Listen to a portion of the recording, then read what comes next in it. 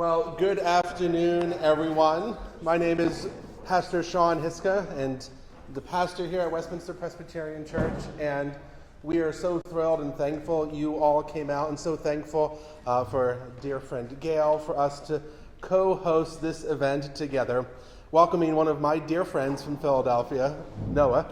Noah and I have been friends for 11 years, something like that, because we both served churches in Fishtown together. I knew about Queer Eye before any of the public knew about Queer Eye, and it was fun to walk alongside him during that journey. But what I love about Noah is that was just his introduction to the world, where I already knew the joy it was to be a friend of his, to listen to him constantly and always talk about Augustine. I'm sure Augustine might be name dropped today. Maybe, there you go. But we want to just welcome you truly here to Westminster. If you're curious to see the sanctuary and to view it after today's event, feel free to do so. It's just down the complete opposite end of the hallway. Of course, the most important thing is, where are the restrooms? They're right outside the hallway on the right, if you haven't already found them. Gail, would you like to say hello? My name is Gail Goldsmith. I'm the rector of Trinity Lynchburg, and just thank you for having us, Westminster Presbyterian. It's great to be here with you, and excited for the conversation ahead. Thank you for being here, folks.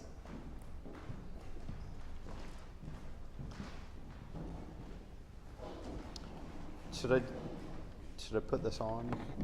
Probably good to click on it. It's already on. Because I'll probably start walking around anyway. We don't have such wonderful technology at the time.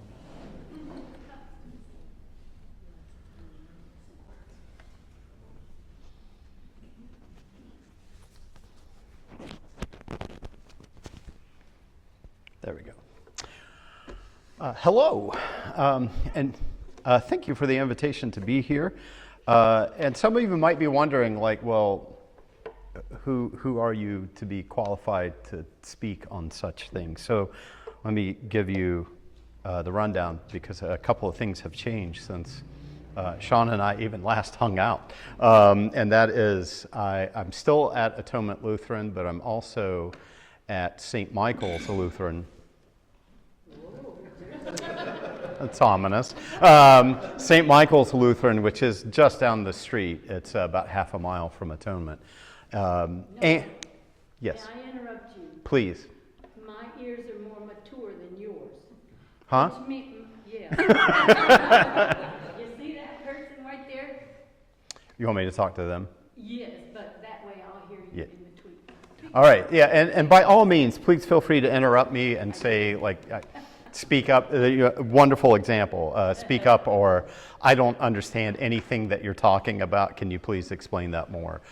Because that's just how all this is going to work. But I'm at St. Michael's Lutheran in addition to Atonement.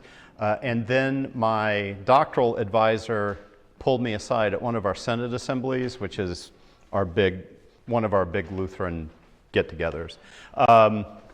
And said, could you be our director of institutional assessment at the seminary? It's only part-time, and you can work remotely. And I said, sure. And then shortly after that, the way that we're structured is we have a church-wide body. We have synods, which are the same thing as dioceses, but I guess we felt like that might be a little too Catholic, so we called them synods. And then each synod is broken up into conferences, and my conference elected me to be their dean. So suddenly I had 4 jobs, and so here I am. That's part of why we talk about this issue a lot. Like, what is it going to be like for the church going into the future? So I want to try to set some expectations for this afternoon, because I like the fact that it's mostly been described as a conversation, because I think that's what it needs to be. And this is not an issue where I think I can, with any honesty, sit here or stand here and say, at the end of this, you will have a 3-step process to understand how to enter into the future of which we cannot discern.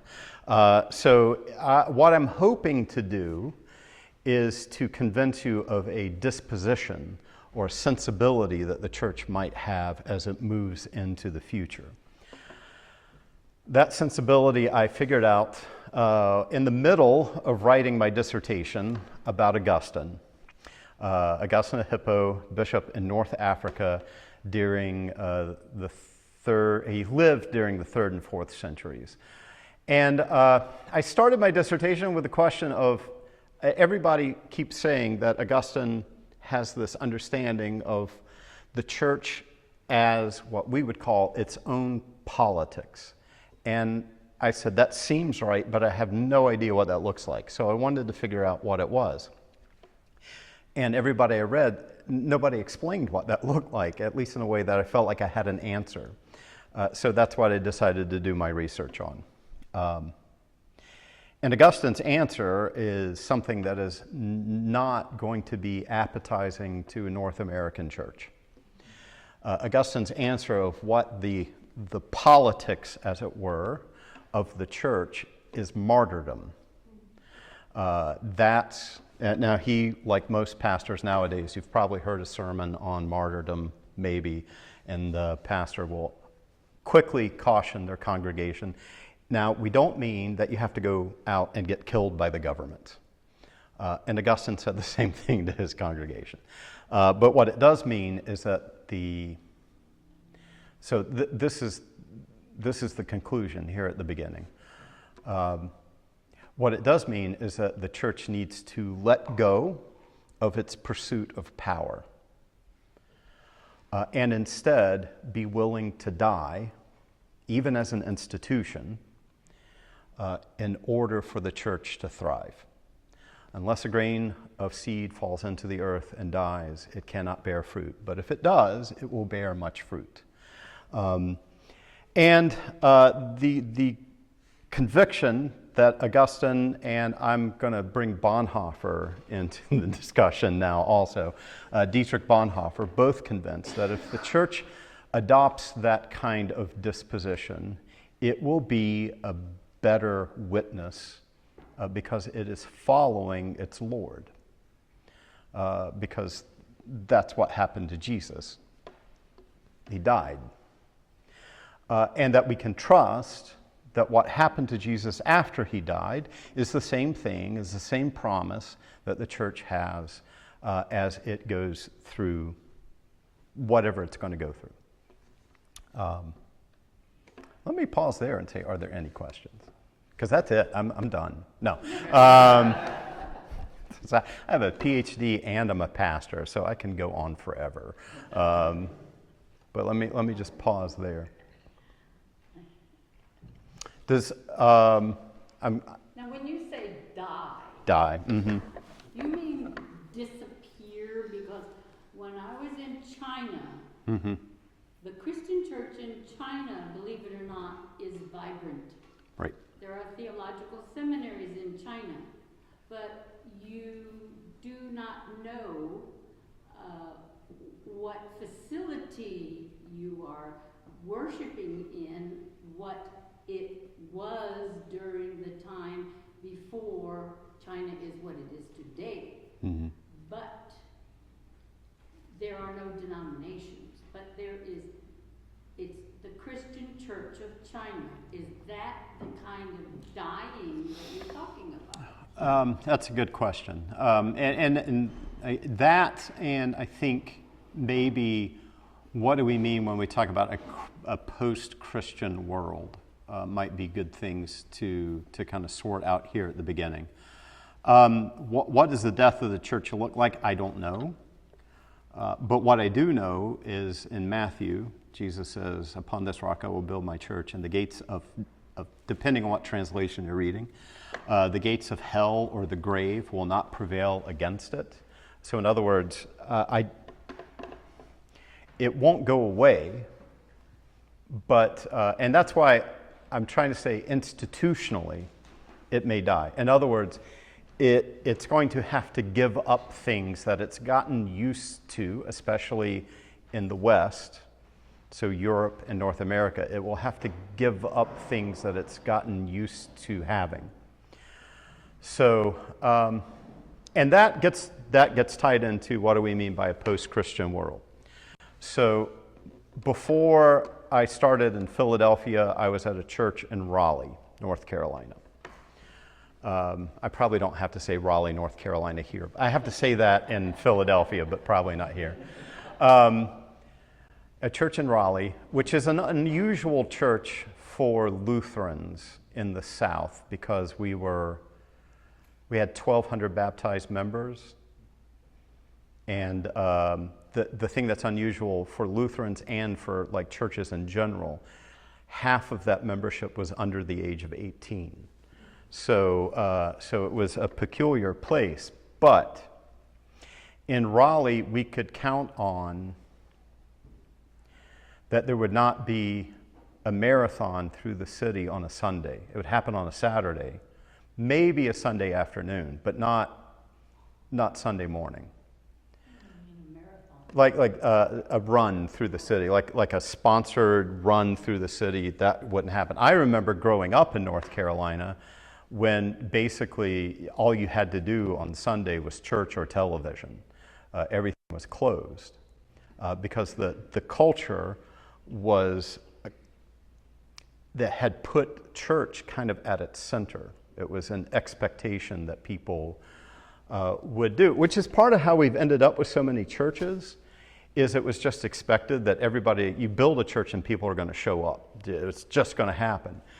And that's the kind of thing, that's what we would call a Christendom model. Does that word ring a bell? Christendom is, I'm going to try not to blame Constantine too much, but it started under Constantine. He was the first emperor of Rome who was some sort of Christian. I would argue it wasn't an Orthodox one, but he was some sort of Christian. And of course, the term Orthodox back then didn't mean much. But anyway, starting with him, what he did was he made Christianity legal in the empire. He did not make it the religion of, you hear a lot of people, especially if you spend way too much time in certain corners of the internet, you will hear people say things like, Constantine made Christianity the religion of the empire. He did not. He did make it legal. He persecuted Christians just as much as he persecuted pagans, and he built just as many churches as he built pagan temples under his reign. So in that sense, he was fair. After him, there was and I have to say that the other thing that Constantine did was the fact that he became emperor and legalized Christianity meant that the persecutions that the church were undergoing at that time ended. And so there was much to celebrate about what happened, but as a result of that, there was a kind of fusion between imperial power and the Christian church. And that's going to be difficult to let go of, but it's happening. And some people would say it's already happening. We're just living in the after effects of that. So that means in Philadelphia, the Broad Street Run, which literally cuts the city of Philadelphia in half, happens on Sunday morning. And so the members that I have that are on the west side of Broad Street don't show up at church that day. They can't, not even with public transit, because all that's shut down too. And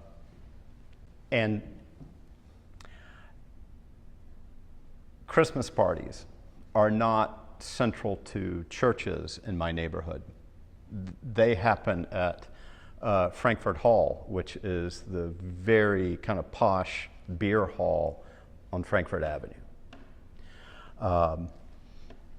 And so the holidays are they've become very civic. I was going to look up the stats, but those would just be for my neighborhood, which wouldn't make a lot of sense for you here. But I'm trying to remember the 2020 census. I don't think we had quite made it to half of the population was spiritual but not religious. But we were close. So that means that they kind of believe in God in some sort of way or some sort of spirituality, but they don't attend a place of worship. Now, we had a lot of people who identified as Catholic, but they're Catholic but not religious, at least experientially. They are culturally Catholic, but they go to church maybe on Christmas and Easter, but that's about it. They may not even show up then. They might watch, in fact, the closest that they might get is watching Midnight Mass on TV and not even actually going.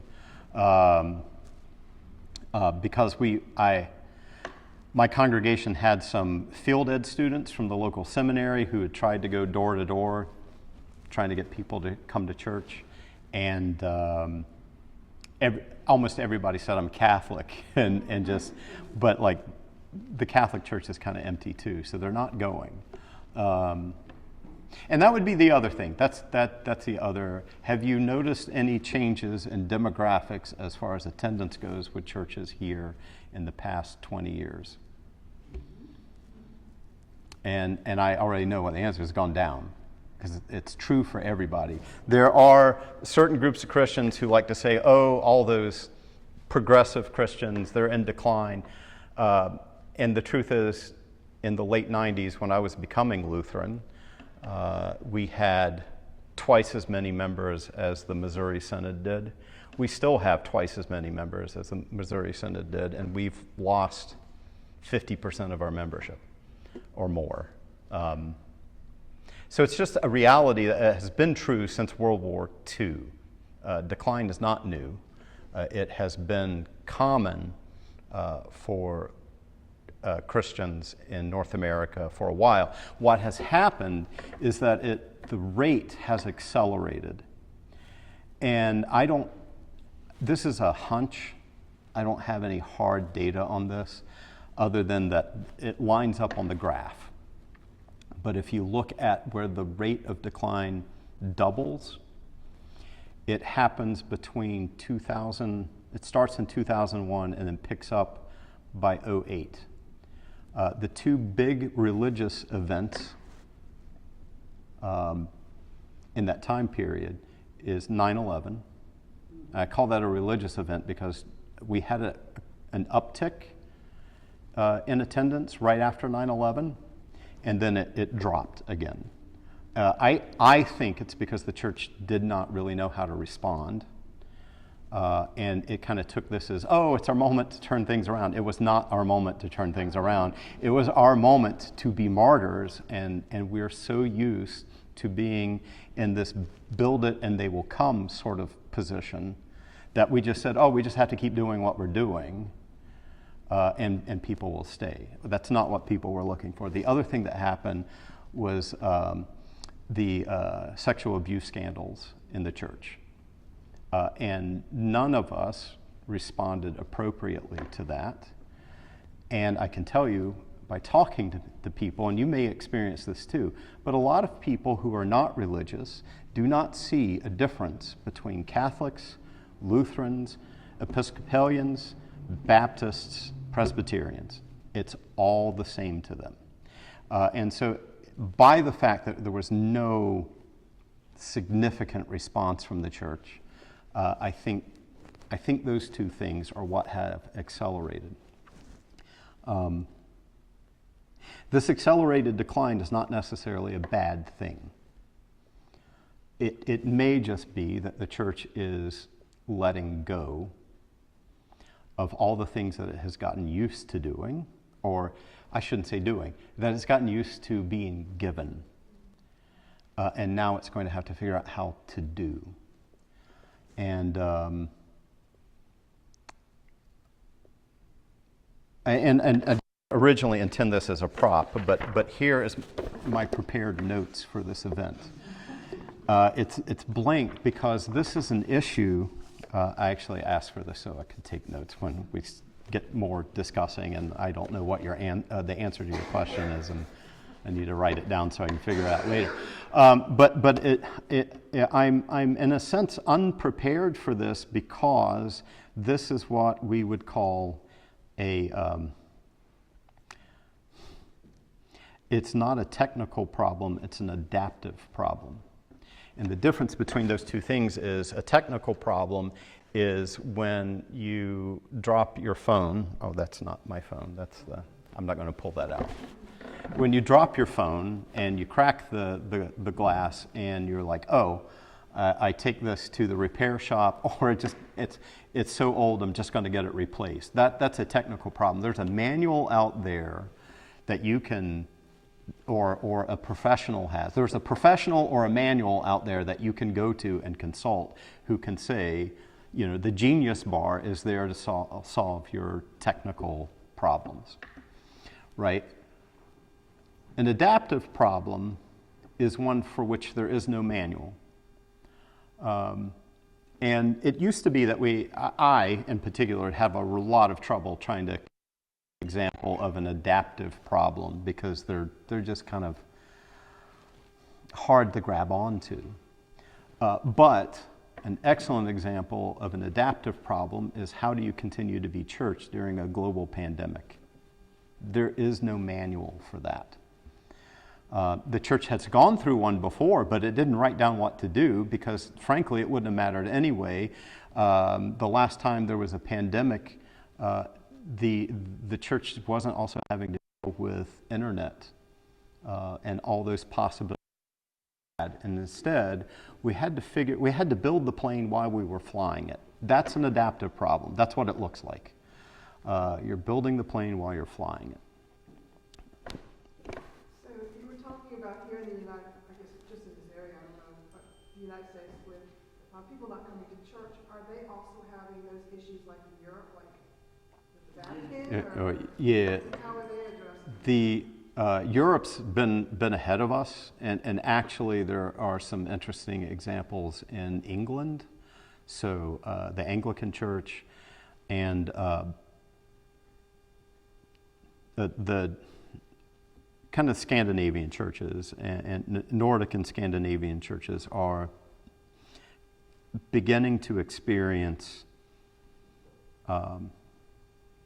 a kind of turnaround. Although I will say it's always been weird for like Swedish churches. That's the conversation with a person who lives in Sweden said, this was 20 years ago. Yeah, our attendance is 10% of the population goes to church. But he said, I live in a village that has 10,000 people and we have one church. So like it doesn't look like what you think it looks like on Sunday morning. They may have experienced some more decline since then. I haven't really kept up with that discussion, but it generally is going to be the same for them because they've had even more accommodations than we have had. So I think it was in 99, the Swedish church officially broke ties with its government. It was a government church, and they said this is not working for either one of us, and separated that. I don't know if the Lutheran Church in Germany, the EKD, I don't know if they have done it, but there. So to give an example of stronger ties of kind of accommodation that we have not had to deal with is in Germany. Your taxes, you indicate whether you are Catholic, Protestant, or non-religious. On your government taxes, because the government's going to tax you 10%. And if you check the Catholic box, they will send your 10% of your income tax, or your designated tax, 10% of your income is going to the Catholic Church. If you check Protestant, so they're tithing you. The government tithes you on, so the church doesn't have to worry about passing the plate, right? I say that as somebody who hasn't actually experienced and hasn't had a long, detailed conversation with clergy there. But on the other hand, clergy have been, and again, I don't know what the situation is right now, but in the past, were responsible for some of the bureaucratic work of the government. So baptismal certificates were government documents, and they function as an official government document. Whereas, I don't think you can take your baptismal certificate to like the DMV and say, here's one of my here's one of my forms. And I don't know if that actually works in Germany, but it would still it's a non-government form for us, and frankly, I don't really know why we keep track of them here, other than if your kid needs to get into the Catholic Little League, they want to see a baptismal certificate from somebody. Well, as one who does ancestry, Yeah. that's how I found a lot of my ancestors, and I'm thinking, they're not going to find me that way, I bet, or they might find me, but I bet they're not going to find No, I think, future generations yeah, that way. more frequently now people will be going to government records to get them, which is probably why I have to wait 120 days to get a copy of my birth certificate, because they're processing. And maybe census is another one. Yeah. So that's does that kind of give I'm it? just curious about how the Catholic Church is handling the decline, because you're saying that we need to reduce Okay. the power. Yeah. But then we know that, like, they're So. out of money. Yeah, so when you have an institution like the Roman Catholic Church and its size and the way that it's organized, it's got a different thing going on. I'm not going to claim, again, to be an expert on the details of this, but my sense is that while Christianity is in decline in what we call the global north, so north of, I almost said the Mason-Dixon line, north of the equator, which is the bulk of humanity lives north of the equator, but still there's significant populations in the south. Christianity is growing in those populations, so mostly Central South America and Africa. And Christianity is growing there, so they have a different thing going on. Now, the last that I dug around with anything like this, the Catholic Church still largely relied on the North American Catholics to kind of fund, they bankroll the Catholic Church in a lot of ways, because there's still more money here, but they will. They have so much more going on for them that this impacts them differently. But they're still closing churches here. The one that I used to be able to see when I looked out my window is gone now, like literally. It's physically gone. It was a historic church that's now going to probably become 70 condos with no parking. Or something like that. But they've closed quite a few churches, and it is in part because we've overbuilt. We have too many churches. That's part of the problem. And do we have enough clergy? They're having a shortage too. Yes. Everybody is experiencing the clergy shortage, and my role as dean of my conference is where I can really speak to that. I thankfully, unlike some of the other conferences, ours doesn't. We only have one congregation that's in transition that does not have a pastor of some sort. But in one of the other conferences, after 6 years of being in transition, that congregation finally was able to extend a call to a pastor. The other problem that we're facing is that the bulk of the congregations that are looking for a pastor can only afford a part-time pastor. And we don't have that many of the few clergy that we have. They're like, well, I need a full-time income. That can be accomplished if we have congregations that are close to one another, that can both afford, but to give you an idea, the two congregations that I am at, it's 10,000 from each congregation, but one of them luckily owns a parsonage, so they can also provide housing. That's the only way that that works. Unfortunately, a lot of churches sold their parsonages, and so that doesn't always work. So the other thing that happens is also what I'm doing, because I'm insane, is that you have another part-time job. There's one pastor in my conference, she has a full-time job with Pep Boys, corporate office, that she does in addition to being a part-time pastor. So she's time and a half. And so what happens in that for mainline churches is I don't know what your judicatories have been talking about, but I imagine it's along the same lines, that we have to expect clergy to be bivocational. To have, I really don't like that term because, I mean, in my sense, yes, I'm bivocational because it is a sense of call that I have with academics and church, but a lot of people, they have their call for clergy, they have their call to a congregation. That's what they feel they ought to be doing, and then they have another job to pay the bills. UPS. That's bivocational, but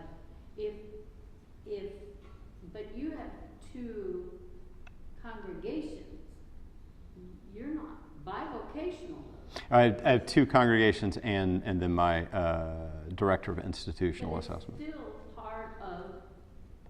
It's still church, yeah. So it's a lot easier for me to call it with the director of institutional assessment, because it's at a seminary, and could actually technically be, I could be called by the seminary. They don't have to because I have a call from atonement. That's a weird Lutheran thing. We can only be called to one place at a time. So call is a very weirdly specific thing for us. The problem with that is that discussion is not happening with congregations.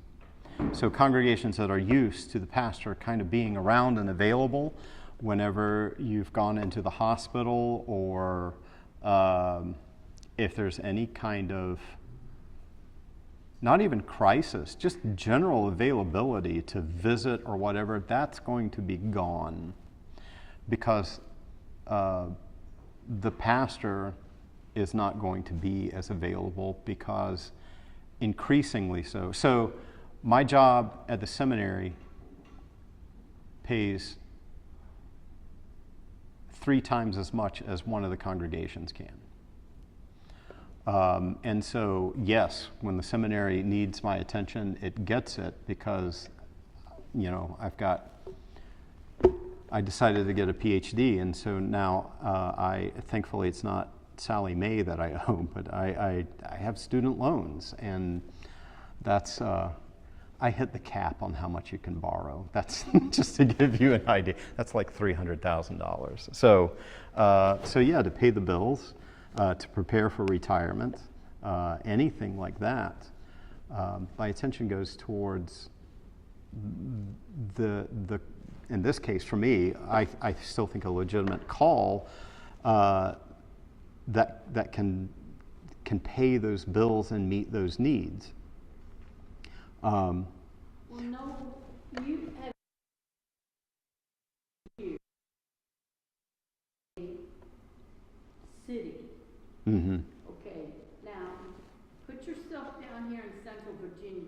We have 136 in our Presbyterian? 108. Excuse me? 108. 108. Well, when I was on the staff, it was 160 Presbyterian churches.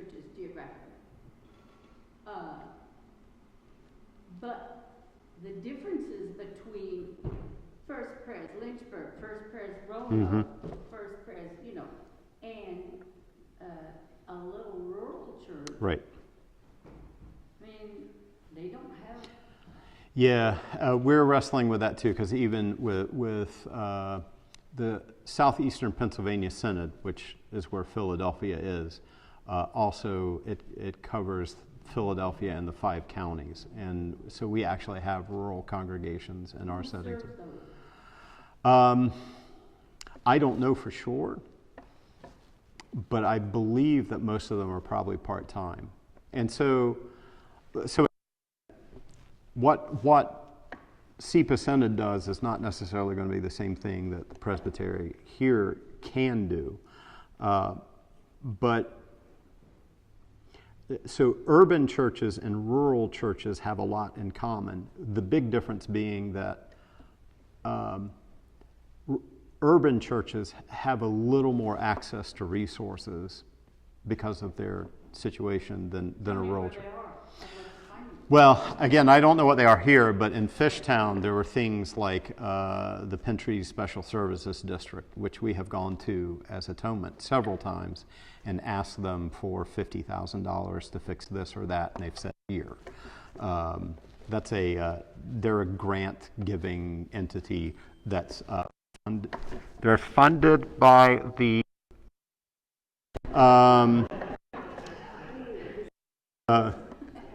so they hand out money that. Thinking of the arc of the Christian church in America. Yeah. And it's peaked post World War II, and really we've been declining ever since across the board for the most part, ebbs and flows. Thinking of our location here in Central Virginia, mainline Protestant, more progressive leaning churches, especially in Lynchburg, are a minority. They're very theologically conservative town. A role that I believe churches like us have the ability to play is to be a welcoming center for those who have deconstructed their faith or going through the process of deconstructing from growing up or living in a more conservative theological ideology and not knowing where to call home, but still wanting a place to believe and to worship. So is there any insight you have in how churches, general society might still be like, oh, the church didn't respond to it, set standards. Right. I'm religious but not spiritual not religious. But there are those who actually have a deep leaning and love of God and don't know where to call home. Right, and that's what I'm seeing a lot of is that I used to be actually pretty critical of the spiritual but not religious tag. And maybe back in the day when I was critical of it, there were good reasons to be. But nowadays, I don't think it means what it meant like 20 years ago. Now, I think it usually means it's those who have deconstructed. They still love God. They still love Jesus often. But they've come to understand that the Christianity that they were taught seems incompatible with what they read in the Bible. That's what happened to me. So a little more of my background. I grew up independent fundamentalist Baptist. I went to a fundamentalist Baptist school from K4 to 12th grade. Our textbooks came from Bob Jones University, who was also the university that we did our Fine Arts Festival with. Up until our principal accompanied a student on a rendition of Amazing Grace. The student was playing the flute, and the principal was playing the piano. And Bob Jones University felt that the piano was a little too jazzy. And so we dropped Bob Jones University and decided we would team up with Liberty. So that's my background. And the interesting thing about fundamentalism is it tells you to read your Bible. And the more you do that, the more you go, this seems weird. For me, and this it's no surprise I ended up being Lutheran, and it's probably one of the reasons why I almost became Catholic, was that one of my first questions after reading through the Bible ended up being about communion. And of course, as fundamentalist Baptists, we maybe did communion once or twice a year, and it was deeply enforced that it was a memorial. And there are ways to understand that are fine, but we were not one of those ways. It was frankly, it was a ritual. We were doing it only because Jesus said, as often as you do this. So it's like, we got to do it at least once a year. That was kind of the logic of that, right? And with no real rhyme or reason why Jesus would want us to do this. And so I started reading Paul's letters to the Corinthians, and I had a lot of questions. Why does Paul call that a participation in the body and blood of Christ? Why does Paul worry about the Corinthians eating and drinking damnation unto themselves? That's a whole lecture in and of itself. But I had these questions that began to develop, and the answer I got was basically stop asking those questions. Which is usually what happens when you start pushing the boundary. And so a lot of people have done that on all kinds of issues. And they keep getting that answer of just quit asking questions and fall in line. Like, there are questions you can ask, but not those, because I don't have the answer to it. So how do we invite them in? Because I think in a lot of ways that's the future for us. Now is where I'm going to drag in Bonhoeffer. If you don't know Bonhoeffer, he was a Lutheran pastor during World War II who was one of the key resistors to the Nazi regime. He was actually in America, I believe, when Hitler became chancellor, studying at Union in New York. That's important also because in New York he also was a participant in learning from the Harlem Renaissance. So black churches in New York were his religious experience while he was here. And he learned a lot from that. And when he packed up his trunk to go back to Germany, and people tried to talk him out of it, and he said, if I don't go and help resist, then how can I go back and help rebuild? He took nearly every pamphlet and book that he got from the Harlem Renaissance with him back to Germany to help him as a resistor. If you're familiar with the movie Valkyrie, it's got some age on it, but he was part of that movement. He's not in the movie. But he ended up, even as a pacifist, he became involved with this assassination attempt to kill Hitler. We don't know, from what I've read, we don't know if he was directly involved with the movement. What we do know what he was doing is what he got arrested for. He got arrested by the Gestapo for embezzling. He worked for the Nazis, but he was embezzling funds. And at first they thought, well, he's from an affluent German family. Of course he's embezzling funds, because that's how you, from a Nazi point of view, that's how you maintain your influence and your funds, right? So they threw him in prison, and he does a lot of writing while he's in prison. Now, what happens eventually is they find out he was embezzling funds in order to help move Jews out of occupied territory. They then moved him from prison to a concentration camp where he was eventually killed. About 4 weeks before the Allies got to where that concentration camp was. While he's in prison, he has a lot of time to think. And he's a nice guy, and so even the guards would give him pen and paper to write and actually funnel his letters out. That's how we have them. In prison, he begins talking about what he calls a religionless Christianity. Now, there's been a lot of academic debate over what that means, and I can tell you that the one thing that we know is he did not mean just become like get rid of all your rituals and liturgy. Like this guy, while he was writing this, he was still getting bread and wine snuck into him so he could do the Eucharist for the prisoners together in between bombing raids, right? So he's not talking about that. When he means a religionless Christianity, I'm from Philadelphia, so I don't know if you need to censor this or not, but if the F-bomb didn't, I'm not going to use one of those, but if the F-bomb didn't get dropped at Atonement, then they did not gather that day. I think what Bonhoeffer really meant was Christianity without the bullshit. And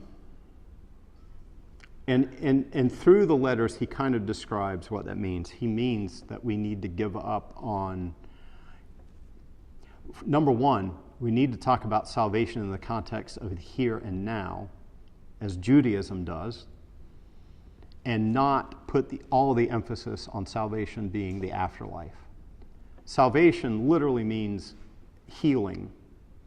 And so when Judaism talks about the working together with God to heal the world, that's salvation. And so not to put all of our emphasis on the afterlife. He didn't want us to stop, but just it was all going towards where you're going to. If you died tonight, do you know where your soul would end? That's what he wanted to end, because he also said that's spiritual manipulation of people, right? You're playing on their fears and their concerns, and when you do that, you can then control them. And he said the church needs to let go of that. Let me try to finish this thought before it runs away from me.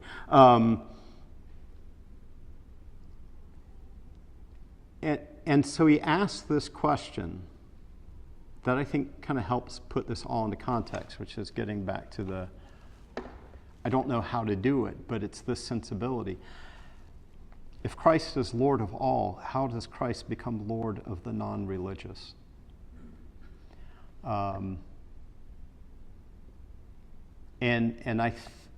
This is the part where this as much as I can plan for you, because all of us, both individually and as our individual congregations and our individual contexts, which are going to look incredibly different, have to figure out what to do.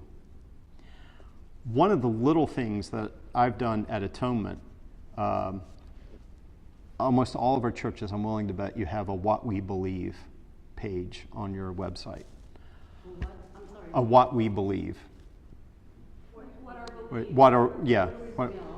Right. I changed ours. Ours says, I stole this from Nadia Boltweber, so I'm not a genius or anything. At least her congregation. Ours says, what you will hear from us. Because I don't know what my congregation believes. I have no idea. And in fact, there have been several times when I've either preached or talked about the creed, and for a very long time, Atonement only did the Nicene Creed at worship unless there was a baptism. We use the Episcopal rubrics, from what I understand. Now we're doing something a little different because people are like, I missed but anyway, where am I going with this? There are several times when we've had classes and we've talked about the creed, what I say to them is, the creed is not a checklist of beliefs that you have to hold in order to be a good Christian. The creed is what the church as a whole believes. And this may, and I tell my congregation, this may shock you, but there are some mornings when in the back of my head, I am going like, I don't know if I believe in any of this. And yet, what I can hold on to is that I'm a member of a community that does. And it's that place in that community that is life-giving and salvific, rather than my old default fundamentalist position of, unless I believe the right thing at the right time, always, God's going to get mad at me. So you had to go, and then we'll bounce. All right. I want to kind of cut this to the chase. Okay. First, I'm going to make an observation, then I'm going to ask a question. Okay.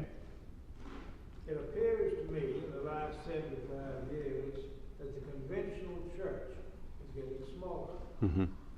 Your denomination, ours, all of them. But all the churches, the independent community churches, don't seem to be getting smaller. The ones that are not denomination. My observation, I can't think of any conventional church in Lynchburg that has had any building going on in the last 50 years. Well, I know a lot of community churches have come on in the last 50 years. What is it so appealing about the community churches that we don't have? Is it entertainment? Is it spiritual? Or is this the way God wants it done? Now here's my question. What is the conventional church supposed to do about it? About having the same attraction that the community churches seem to have? I've observed this one across the street. They are losing members until they're with a community church. Now they're growing again. Great big church being built out in the forest, community church. I went to a community church, about 6 to 8 months ago. And I'll be perfectly frank, I was very entertained by the singing, the praising.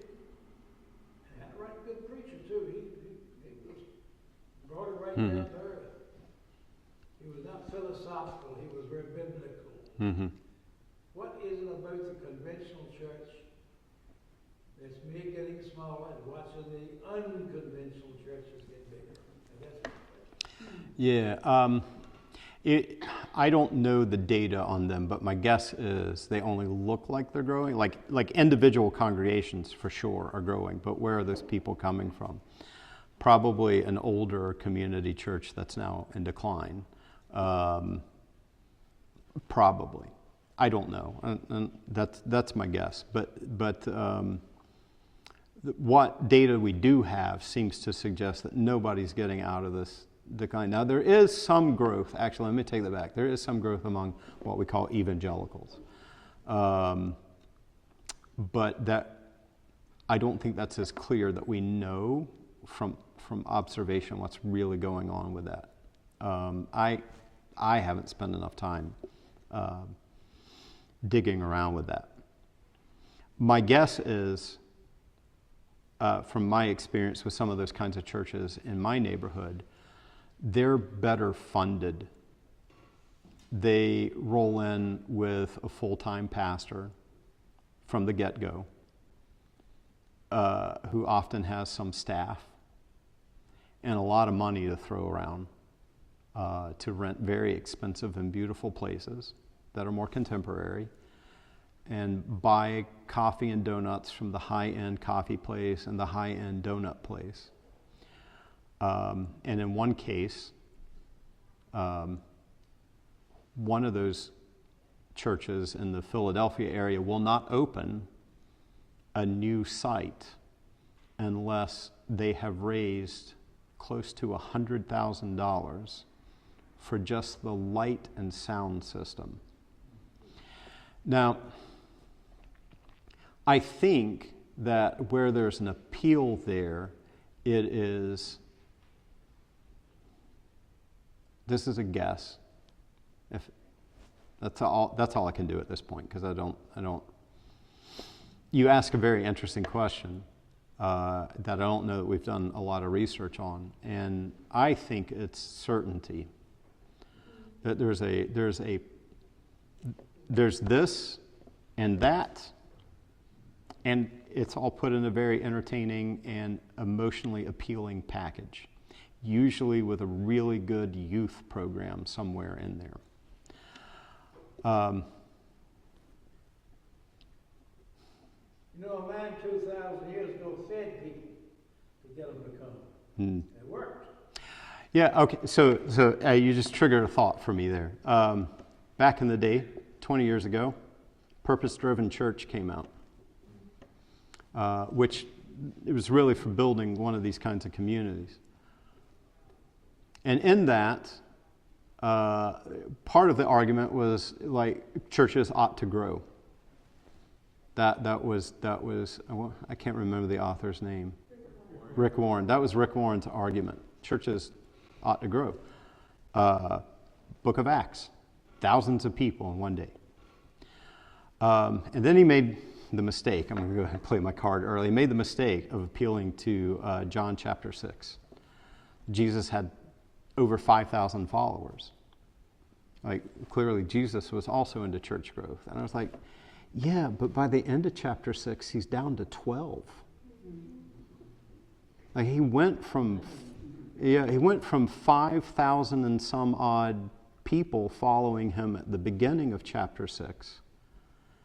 And at the end of chapter, he decides to teach them something difficult,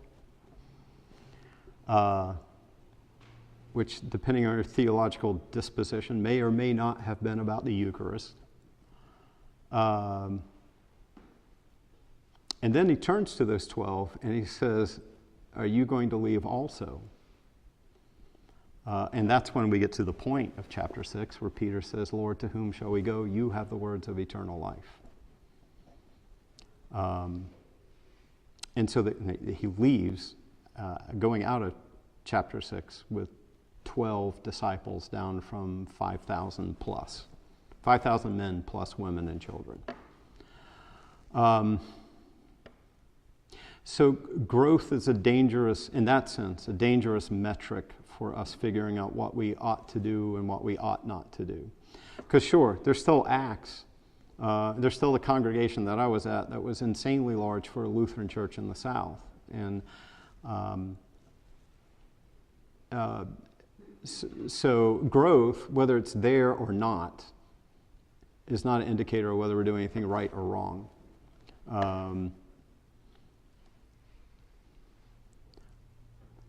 I think it gets back to kind of the question of how do we invite people in who've been wounded by the church, because there's a lot of those, who have done some deconstructing. How do we create space where we remain faithful to our convictions around word and sacrament ministry, and have space for people to be present in that and to participate in it to the degree that they feel comfortable. One final example, and then we had a question over here, and then one more, and then I'm going to try to stop talking so much. There was a gentleman who unfortunately died shortly after COVID, who came to Atonement all the time. I mean, more frequently than most frequent attenders come to church. He's Jewish. He would participate in the liturgy up through the first article of the Creed, and then he would just kind of stand there, and then he would share the peace, and he would walk to the back sharing the peace, and then he would go in our community room and sit down and hang out there until we got done with the most Christian part, the Eucharist. He's like, that's too much for me. He's like, that's too much. That kind of ability for someone to feel comfortable in who they are when they clearly aren't experiencing that somewhere else, within even their own community, for whatever reason. I think that's an important disposition for our kind of churches to take on. And somewhere in that, I think, there's a connection with that disposition of I'm near the, when we're wrapping up, I want to come back to the religionless Christianity with an example, and then I'll tie that up then. So. I grew up in the country, if you can't tell by the way I talk. I've been blessed to be in a lot of different churches. I grew up Southern Baptist. Mm-hmm. I like to categorize myself as a tennis ball in a box. I could go so far, I couldn't come out. And I married a lovely lady beside me, Laura, who grew up Jewish. Been to a temple, been to a Presbyterian church, been to a holiness church, been involved in all of this. Been involved in a Unitarian church, was a president of the Unitarian church in Lynchburg. Been to a Unity church. Mm-hmm. And what I can tell you about all of them, we all could learn something from every one of them. Mm-hmm. The one thing you couldn't have told me when I was baptized at 12 years old, when I got to the age of 18 and 19, you couldn't have told me when I was 12 that why I didn't understand why people didn't want to go to church because of what all God had done for me during the week. Why couldn't they at least take 2 or 3 hours on Sunday to go to church? When I got 18, I figured that out. As I got older, when I went to other places, I figured that out. It's because, as you said, and you hit it on, and he just asked a question before mine, what about the community? People have their own path, their own ways, their own thoughts. They've been wounded by other places. They're looking for somewhere to go that they can feel comfortable and not feel judged because they may be different. Mm-hmm. Mm-hmm. To me, the church in whole, I understand now. I can get in a, as I was telling you this morning, I can get in a deer stand. I can take my fly rod. I can go Sunday morning and fish in that fly water, watch that fly go down the stream. I can sit in a deer stand and watch a deer go by me or watch a bird go by me. Mm-hmm. And I can worship there. Mm-hmm. Back when everything was closed on Sunday and everything was that. I grew up too. You went to church every Sunday. All the time you didn't go. If you were sick or you were on vacation. Right. But don't you think now that a lot of people, at one point in time, Sunday was going, and I don't mean this bad, Sunday was like we went to church because it was a social club, because we were meeting people there, because nothing else to do, because that's all what you did. Why did you go to church? Why do you go to church? Some people go to church, they want to worship God. Some people go to church, they want a community. Whatever. I'm just a simple dude. What I see is people's needs are different for going to church. Yeah. And as the world changes, as things are upon us, we, as members of a church, or we, whatever we are called, we need to understand, and my wife has been great for this with me. When I married her 20 years ago, she opened my eyes to a lot. And a lot of people realize that the church is not the building. It's the people in the building. I will tell you, I could go to church every Sunday, but what these people are doing, getting together and going helping these people in North Carolina, going helping these people in Florida, going helping this, that's what Jesus does. That's what he did. And a friend of mine knows the Bible very, very well. He doesn't go to church. He told me the only time Jesus walked in an establishment, he tore it out pieces. But I just say all that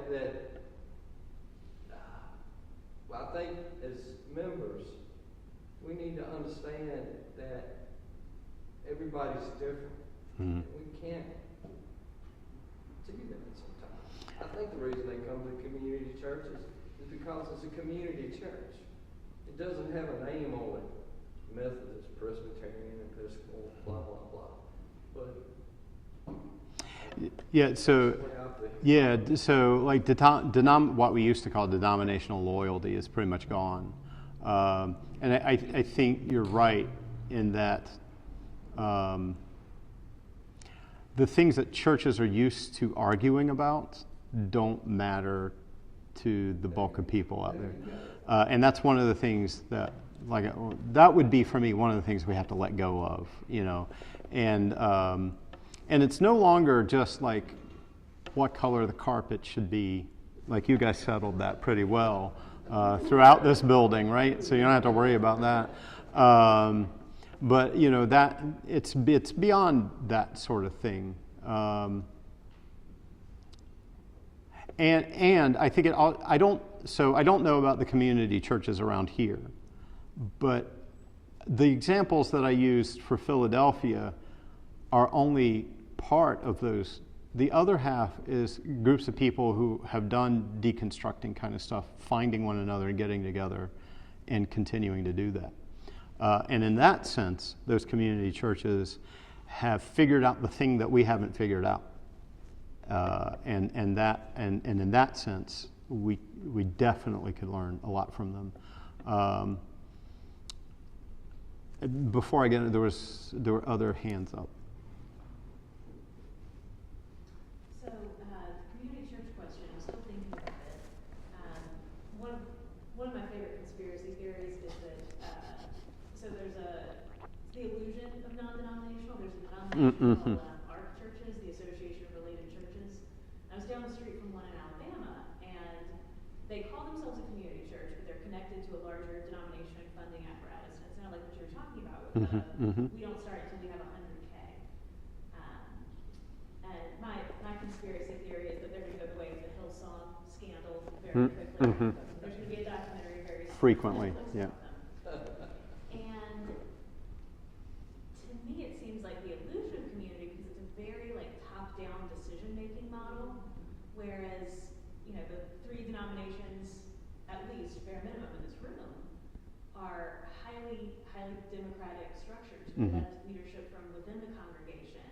We don't parachute it in from somewhere else. And these churches, you won't see Ark Church of Lynchburg. They'll give it a trendier name. Right. Like one I'm thinking of is Bright City Church in Durham. And their equivalent of our vestry session is pastors from other churches within the ARC denomination. Yeah. So there isn't leadership that reflects the community. It becomes kind of an echo chamber. Well, a lot of them make their whole thing on small groups, which you can get in a smaller church. Right. All you have to do is get, because I had a lot of friends in, I'm sorry to say you all. I'm almost done. Okay, go ahead. But to say, they kind of fake the idea of community, and they make it very convenient and low commitment to be members, so that it gives people this idea. They also flame out pretty quickly, and most of their draw is frequently not new Christians, new folks hearing the gospel, but drawing folks from more established churches. And that's not every more community-based church, Right. but it is kind of the darker side of that story.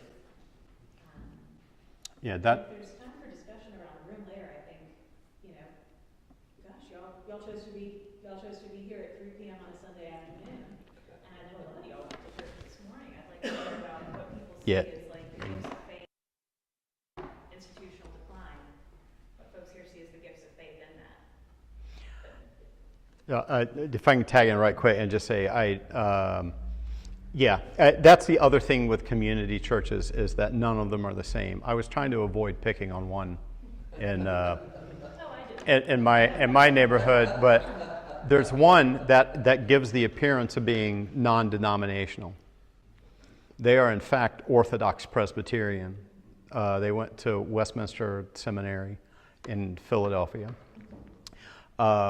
And they have a veneer of being a very progressive community. But all you have to do is read through the website a little bit. They won't talk about sexuality. They just won't. That's how they navigate that question. but they won't let you talk about it either.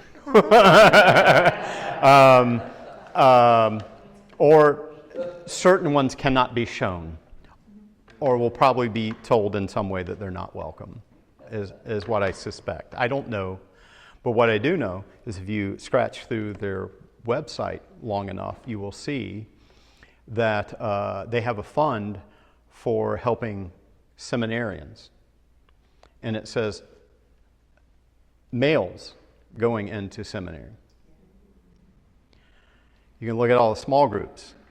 They're all led by men, except the ones that are only comprised of women. And so the joke in Fishtown is you have those that appear to be like this very kind of contemporary, progressive, slick community church, and you scratch the surface and you get a very kind of traditional, authoritarian kind of structure. And then you have atonement, which, sometimes we're even burning incense, and it's like they walk in and they're like, is this Catholic? and I'm like, well, I don't know how many Catholic churches, but yeah, we are a little further on that end of the spectrum. So I had a member who went to the local newspaper and said to them, I want you to come to our church because the Blessed Virgin Mary has appeared in one of our stained glass windows. I have no comment, right, on that. But they did finally send a reporter. He came to one of the worship services, and they ended up never doing an article on the BVM in one of our stained glass windows because they were caught so off guard by the juxtaposition of our very traditional worship service and the fact that later that month we would be having one of our drag bingos.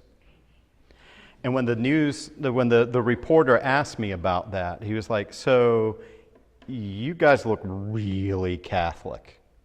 I'm like, yeah, again, we're on that, Stations of the Cross up on the walls and all that. Yeah, that's the kind of Lutheran we are. And he says, but you have a drag bingo at the end of the month? And I'm like, and you could see, the meme where the math is flying around somebody? You could see that around this guy. And I just said, don't worry about it, it works. And so they showed up at our drag bingo, and that's where it was that article that we were labeled the quirkiest church in Fishtown. So the joke is we're very traditional, I don't know how many times to get through our on the Holy Spirit a lot, it's like it's a kind of nearly monastic form of worship. And but you scratch our surface and you get something very different. And that's but I think that is part of the whole, when we get into the community church, and then, so anyway. I was just thinking And then we need to wrap up. The community church question as well. Their retention is typically terrible. Mm-hmm. Many people join and within a year are no longer attending. Yeah. And I saw a lot of it. I'm from Kentucky, which is of course the other bastion of the Southern Baptist Convention. And the Southern Baptist Theological Seminary is in my hometown. And there's one of the big differences between what we have been referring to as like established churches or denominational churches and a lot of these other pretending not to be denominational churches is that they're not generational. Mm-hmm. So you may, like every single person I grew up with who grew up going to one of those churches has joined a established denomination as an adult or does not believe in God at all. Yep. They typically bring in a young family, the kids age out of the youth program, they have nothing more to do with them. Right. And so you lose as many people as you gain. That's one of the dangers of that. They have stadium seating and basketball courts and all the things. You can bring your coffee and snacks in, like a show. So I'm going to say we should wrap up, and then we can keep discussing, but as far as like the formal thing, and so I want to go back to Bonhoeffer. And I think this touches on some of the things that we were talking about. In my head, I was supposed to start with this, but I'm ADHD, so we're ending with it.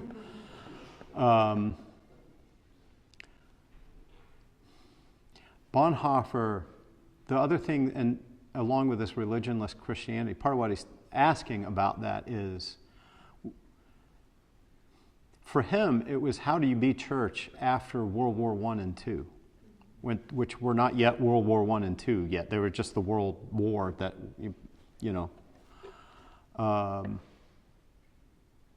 after Christians had done terrible things to themselves and then terrible things to other people, how do you keep on being church and with scientific development? And he said, the world has come of age.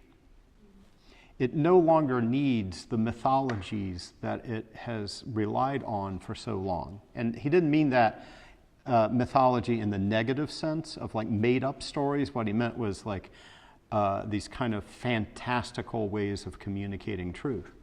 And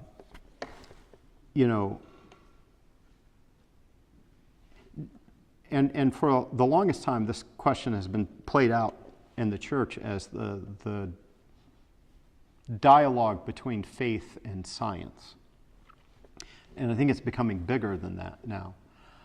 And he said, there's just no going back. It's like asking the adult to go through puberty in reverse to become a child again. That's the metaphor he uses. It's it's just not possible. It's just like trying to get the toothpaste back into the tube after it's come out. And he said, that's the religionless world. How do we keep being church in that? I don't know, but as a final example, Berlin Wall. I was in college when the Berlin Wall, no I wasn't, I was in high school, about to go to college when the Berlin Wall came down. And I went there shortly afterwards, enough time the wall was still up that Checkpoint Charlie had already become a museum. And I don't know about you, but the narratives that I heard around the collapse of East Germany was all about Ronald Reagan and Margaret Thatcher. That was, as one author put it, those who believe in the power of horses, that was their narrative. The psalm that says, do not put your trust in the power of horses. It's military.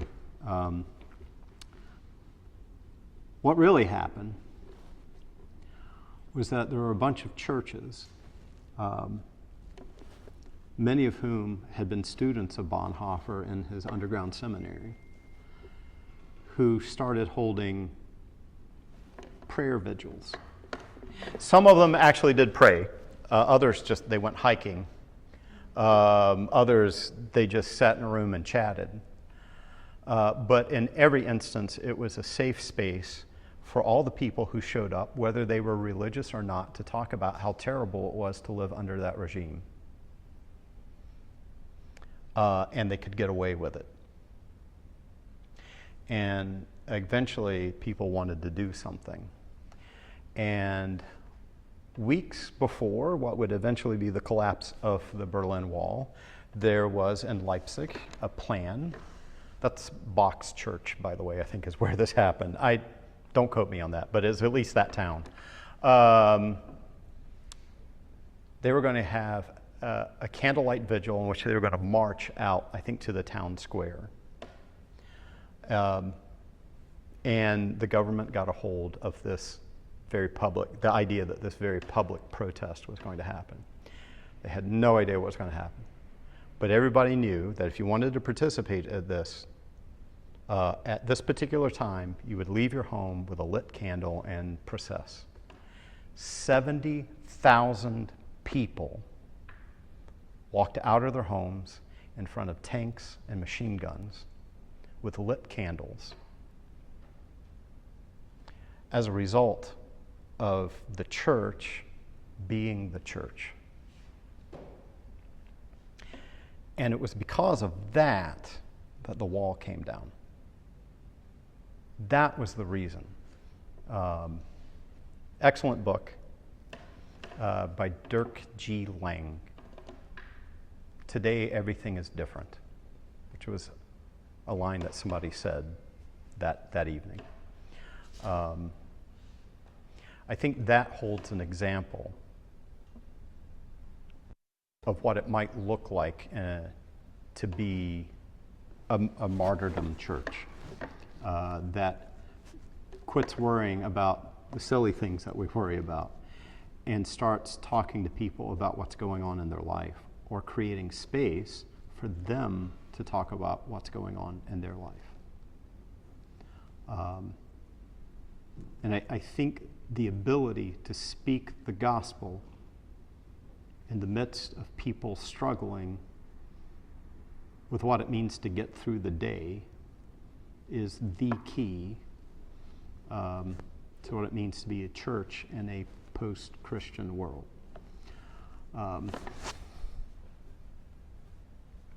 Okay, I can't reach my phone. In the Gospel of Matthew, there's the story about Jesus. I believe, is this one of the feedings? That's why I should be able to get to my phone, but I set myself. Anyway, Jesus sees the people, and he sees the crowd, that they are helpless and harassed. And he turns to the disciples and he says, I want you to go minister to them. Do not take a cloak. Do not take a purse. Do not take this. Do not take that. Be helpless. And by the way, when you go out there, without your cloak and without your purse and without your this and that, and you're helpless along with them, you will be harassed by your family, by your religious leaders, and by your government.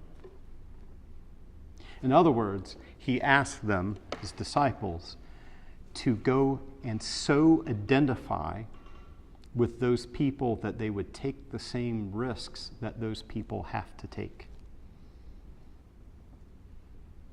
And for me, that became the clearest example of what it will mean. If that's the only, that if you wanted a step process to how to figure out how to be, that's my one and only step. Take the same risks as those who are at risk. Stand with them.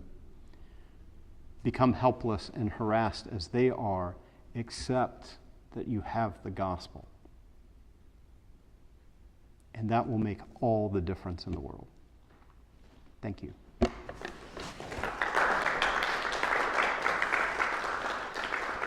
You can have this paper back.